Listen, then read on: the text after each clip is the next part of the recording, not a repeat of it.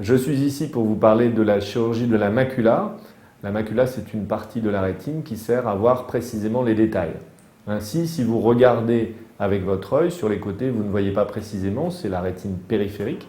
Par contre, si vous regardez devant vous, un visage ou un texte, eh bien vous regardez avec une zone qui s'appelle la macula. La macula a différentes pathologies possibles. Vous avez la dégénérescence maculaire liée à l'âge, qui est une maladie dégénérative dont je ne parlerai pas ici, une de mes collègues en a parlé, et je vous parle ici de pathologies autres de la macula. Au contraire de la dégénérescence maculaire liée à l'âge, il y a certaines pathologies qui ne sont pas à l'intérieur de la macula, dans les couches profondes, mais qui touchent en fait les zones superficielles de la macula. Ainsi, des membranes peuvent se constituer au-dessus, on les appelle les membranes maculaires ou épimaculaires, et puis il y a également des trous au niveau de la macula qui peuvent se constituer. Il y a également des œdèmes de différentes natures qui peuvent toucher la macula et provoquer des baisses de vue. Toutes les pathologies de la macula, quelles qu'elles soient, peuvent donner des signes gênants avec des déformations, des flous visuels ou une gêne qui varie selon les individus.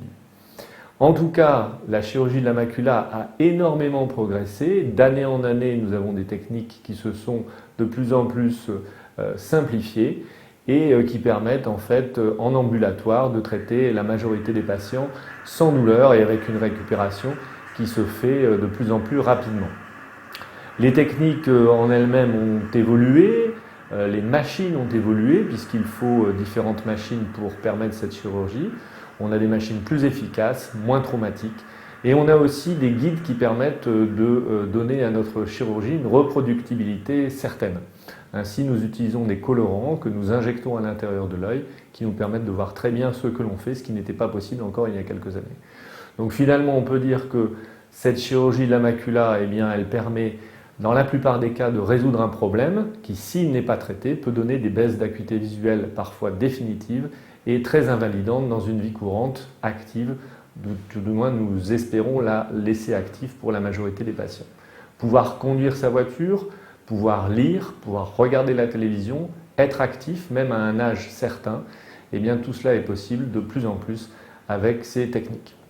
Pour ce qui est de la chirurgie, elle nécessite parfois un positionnement après l'opération pendant quelques jours, mais tout dépend de la forme de la maladie et ça c'est une affaire de cas par cas.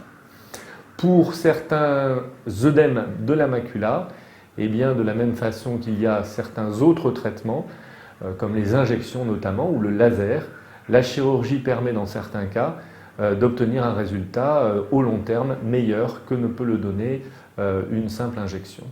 Voilà en tout cas un panorama que je voulais vous faire découvrir et qui permet d'envisager le futur avec beaucoup plus de sérénité que nous l'affrontions il y a encore quelques années.